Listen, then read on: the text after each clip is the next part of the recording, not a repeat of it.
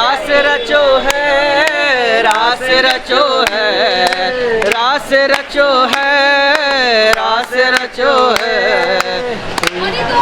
यमुना के तट हरी रास रचो है, रास तट हरी रास रचो है, रास रचो है, रास रचो है।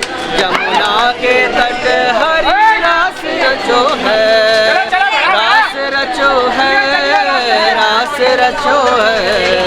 यमुना के तट हरी रास रचो है, रास रचो, रास रचो, रास यमुना के तट हरी रास रचो है।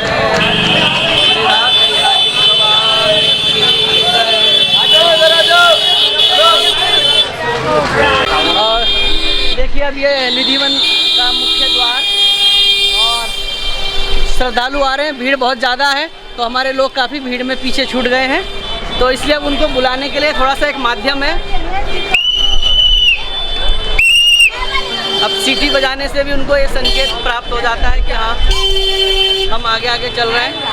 तो सबको सुरक्षित दर्शन कराना और उनको फिर सुरक्षित अपने गंतव्य तक पहुंचाना भी एक बहुत बड़ा दायित्व होता है, क्योंकि बूढ़ी बूढ़ी माताएं हैं, उनका स्वास्थ्य, उनकी आयु, वो सबका ध्यान रखते हुए। और अब हम थोड़ा किनारे खड़े हो जाएंगे जब तक हमारे पूरे लोग नहीं आते। और यहाँ देखिए लस्सी बड़ी सुंदर, हाँ जी, ज़रा दर्शन करके आ जाए फिर पियेंगे लस्सी। और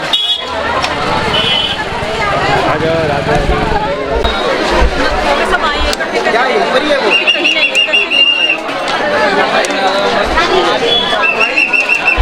राधे राधे, राधे राधे, राधे राधे, राधे राधे, राधे राधे, राधे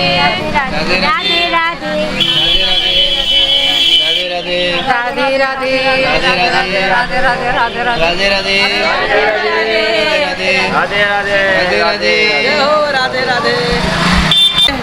देखिए मैंने जैसा कहा था कि वृंदावन में सबको दर्शन कराना एक बहुत बड़ा दायित्व होता है। और अभी हमारी एक माता खो गई थी, अब उनको बड़ी मुश्किल से हमने ढूंढा है।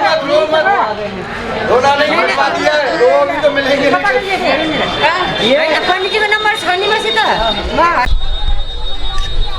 ये निधिवन के वृक्ष हैं, आप देखिए कोई भी सीधा नहीं मिलेगा आपको, सारे के सारे टेढ़े मिलेंगे। श्री राधा राधा, अरे मैं ना पोपट बोले श्री राधा राधा, बोलो श्री राधा। देखिए जो भी दर्शक देख रहे हैं, अब हम दर्शन करते हुए निधिवन के प्रवेश द्वार से पहुंच गए हैं निधिवन।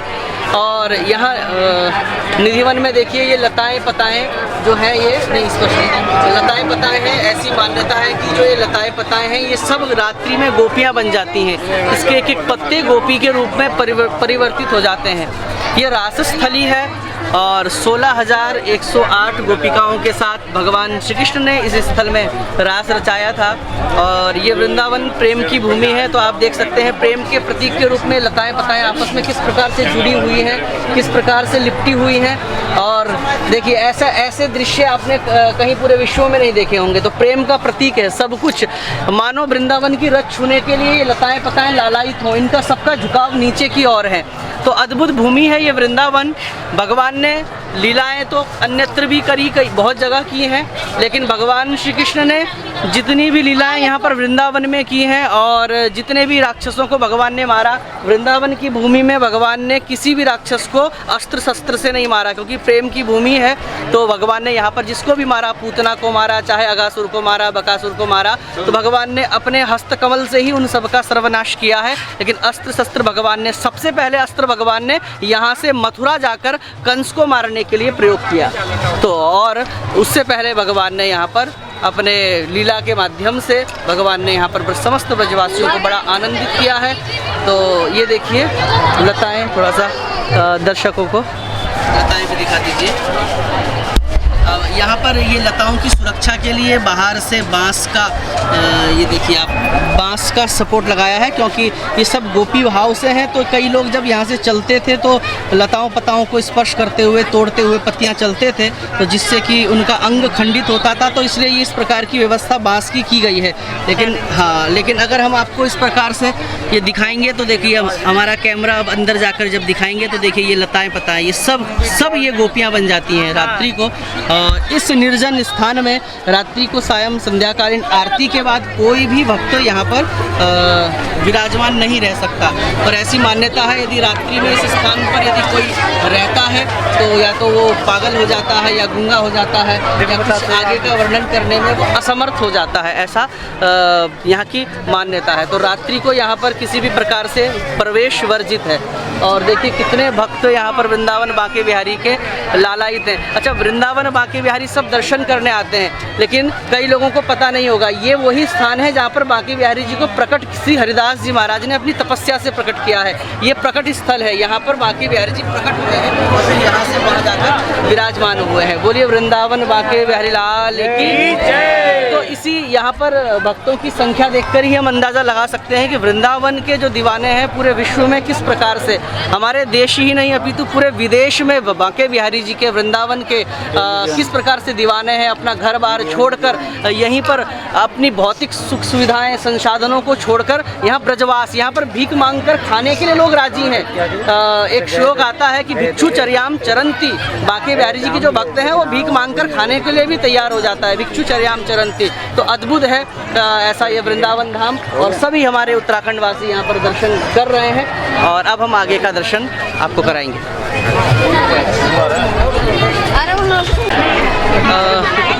अब हम निधिवन का दर्शन करते हुए जो बांके बिहारी जी का प्राकट्य स्थल है, हमने उस स्थान का भी दर्शन किया।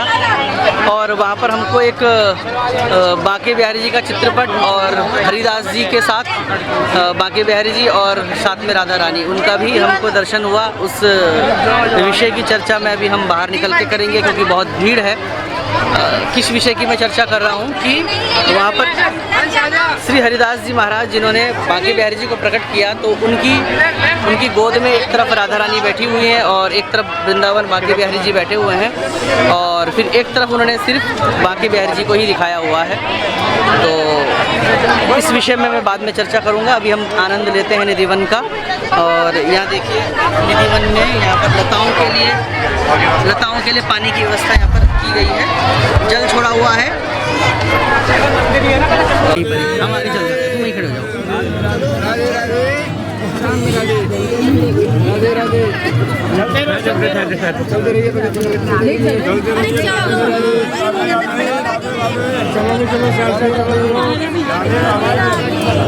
राधे राधे राधे राधे राधे राधे राधे राधे राधे राधे राधे राधे राधे राधे सभी बोलिए राधे राधे।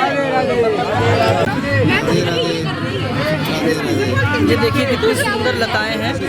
और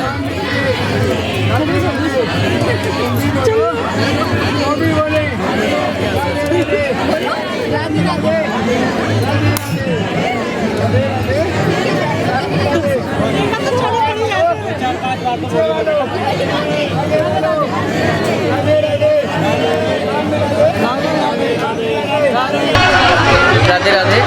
अब इस रासस्थली निधिवन का दर्शन करते हुए हम उस स्थान पर आ गए हैं जिस स्थान पर रात्रि को हमने जो वर्णन किया था आपको कि इस प्रकार से फूलों की शैया और भगवान के लिए भोग, जल और पान ये सब रख दिया जाता है। तो वो यही गर्भगृह है, इसी के अंदर, इसी में आप दिखाइए, ये गर्भगृह है।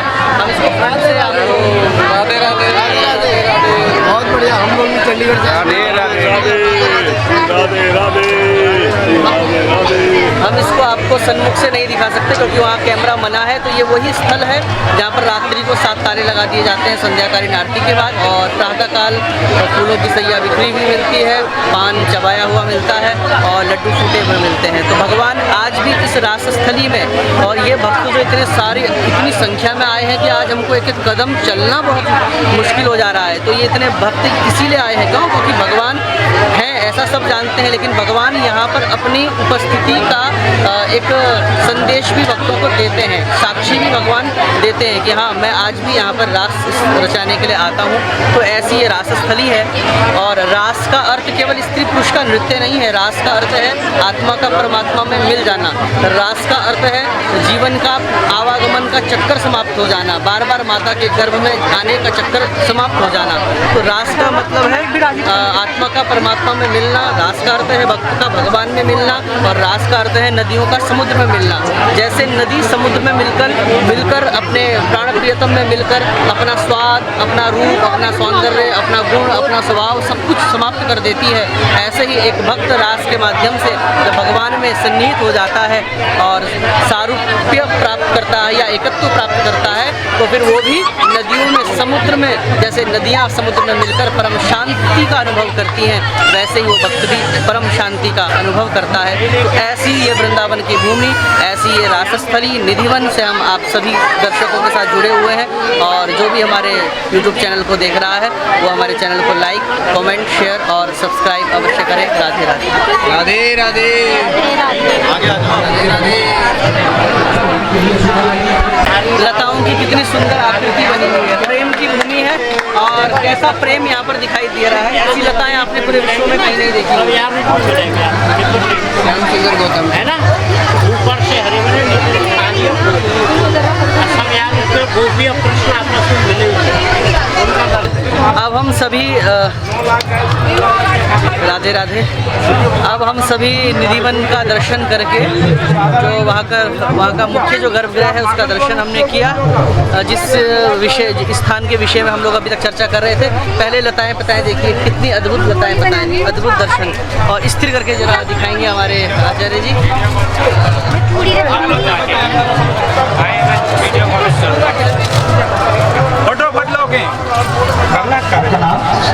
इधर भी देखिए कैसी ये लताएं पताएं हैं, अद्भुत दर्शन। सभी गोपिकाएं, गोपी स्वरूपा हैं ये। और अब हम बाहर की ओर निकल रहे हैं। हमारे गौतम दाई जी हमारे राधे राधे राधे राधे राधे राधे रायवाला से आए हैं। और इस शरीर को भी वृंदावन आने का सौभाग्य बहुत जवानी में प्राप्त हुआ था, लेकिन तब से अभी तक काफ़ी परिवर्तन है। तो इस बूढ़े शरीर को, क्योंकि शरीर क्षणभंगुर जीवन की कली का, कल प्रात जाने को खिली ना खिली, इस नश्वर शरीर का कोई पता नहीं है। तो इसलिए इससे जितना भगवत कार्य हो जाए यही उचित है। वाणी गुणानुकथनौ श्रवणौ, वाणी गुणानुकथने श्रवणौ कथायाम। वाणी से भगवान का नाम उच्चारण हो और चरणों से भगवान की परिक्रमा हो, तीर्थ यात्रा हो, यही जीवन का साफल्य कहा गया है। तो अब दर्शन करते करते हम बाहर की ओर निकल रहे हैं। ये सब हमारे साथ के जितने भी आए हैं बड़े प्रसन्न हैं।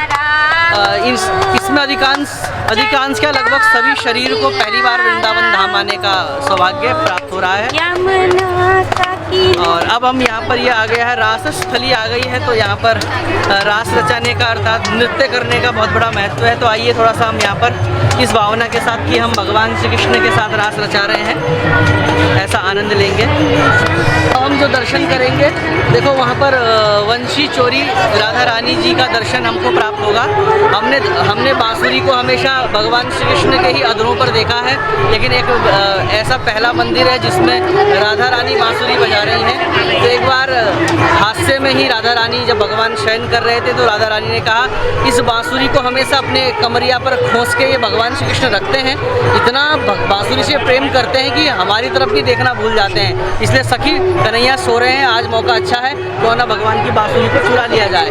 तो राधा रानी ने अपनी सखियों के साथ मिलकर भगवान श्री कृष्ण की बांसुरी को चुरा लिया है और राधा रानी बांसुरी बजाने लगी है।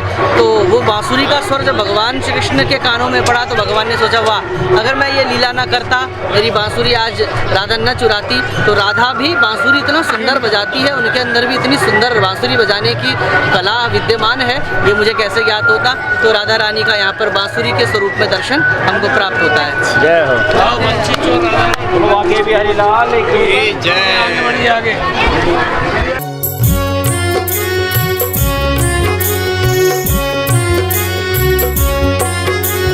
वृंदावन में रास रचावे, गोप गोपियाँ संग मिल गावे। वृंदावन में रास रचावे, गोप गोपियाँ संग मिल गावे। नूपुर की धुन प्यारी रे, तेरे नूपुर की धुन प्यारी रे। मुझे दे दर्शन गिरधारी रे, बनवारी रे। तेरी सांवरी सूरत पे मैं वारी रे, तेरी सांवरी सूरत पे मैं वारी रे, तेरी सांवरी सूरत पे मैं वारी रे।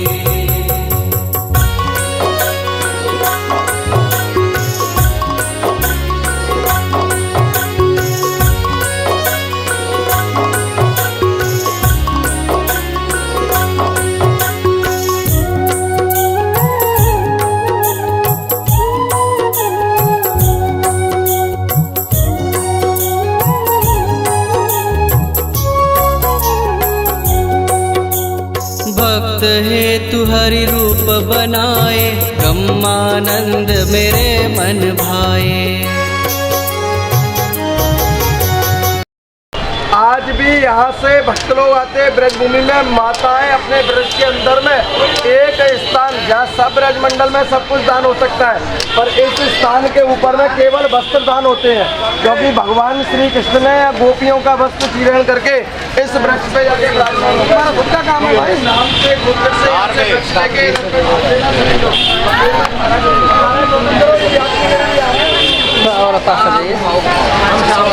तो ये कौन सा वृक्ष है? कौन सा वृक्ष है? ये कदम्ब का वृक्ष है। कौन सा वृक्ष? और ये वही कदम्ब है जैसा कि बताया भगवान ने गोपिकाओं के वस्त्रों को चीरहरण जिसको कहते हैं, भगवान ने यहाँ पर चीर बांधे। अब एक शंका हो सकती है कि भगवान को तो इस धरा पर अवतरित हुए 5100 से भी ऊपर वर्ष हो गए, तो क्या ये वही वृक्ष होगा? तो इस वृक्ष के विषय में मैंने जो एक बहुत पुराने यही ब्रजवासी संत से जो मैंने कथा सुनी, तो मैं वो आपको बता रहा हूँ कि ये वही वृक्ष है। तो बोले वो वृक्ष अभी तक कैसे है? तो ये ऐसे है कि कश्यप महाराज जो कश्यप मुनि हुए हैं, उनकी 2 पत्नी हुई हैं, कद्रु और विनता। कद्रु से तो सर्प उत्पन्न हुए हैं और विनता से गरुड़ जी महाराज उत्पन्न हुए हैं। तो कथा खैर लंबी है, मैं आपको संक्षेप में बता रहा हूँ कि एक बार गरुड़ जी महाराज को अनिवार्य पड़ गया अमृत का कलश लेकर आना था। तो गरुड़ जी महाराज और इंद्र के बीच में कलश, अमृत कलश के लिए लड़ाई हुई, युद्ध हुआ, और गरुड़ जी महाराज इंद्र से वो कलश लेकर उड़कर भाग गए। और जब वो भागे, जब वो जा रहे थे, तो आपने देखा होगा कि कोई भी पक्षी जब अपनी चोंच में कुछ दबा के लेके जाता है तो उसको ठीक करने के लिए फिर किसी वृक्ष में बैठता है अपनी चोंच में उसको।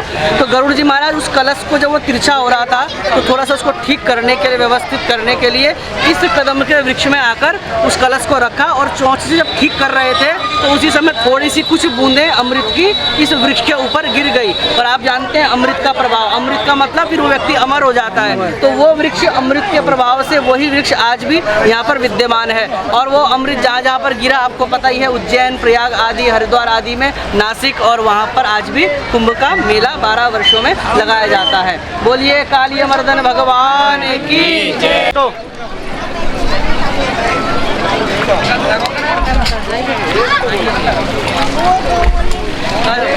हर हर जमुना महारानी की जय।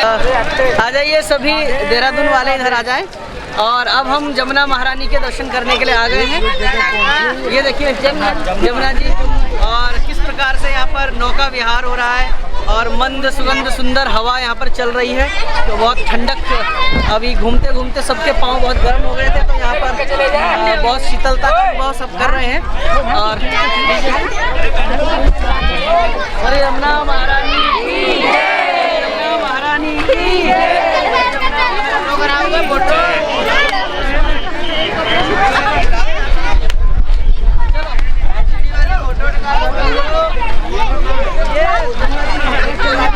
फोटो बना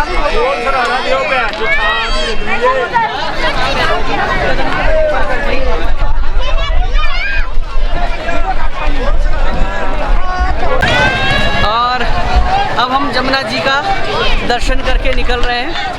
ये देखिए सबने पंच स्नान किया जमुना जी में, क्योंकि पूर्ण रूप से स्नान करने का भी समय नहीं था और इसलिए नौका विहार भी हम कर सकते थे, लेकिन हमने इस बार नौका विहार न करके बहुत सुंदर स्थल जिसका अधिकांश यात्रीगण दर्शन नहीं कर पाते, उसका नाम है भांडीर वन, जहाँ पर राधा और कृष्ण का विवाह हुआ था। हम उस स्थल में जाने के लिए हम, और विशेष रूप से मैं बहुत लालायित हूँ, तो अब हम जा रहे हैं भांडीर वन और उसके विषय में पूर्ण रूप से जानकारी हम अगली वीडियो में आपको देंगे।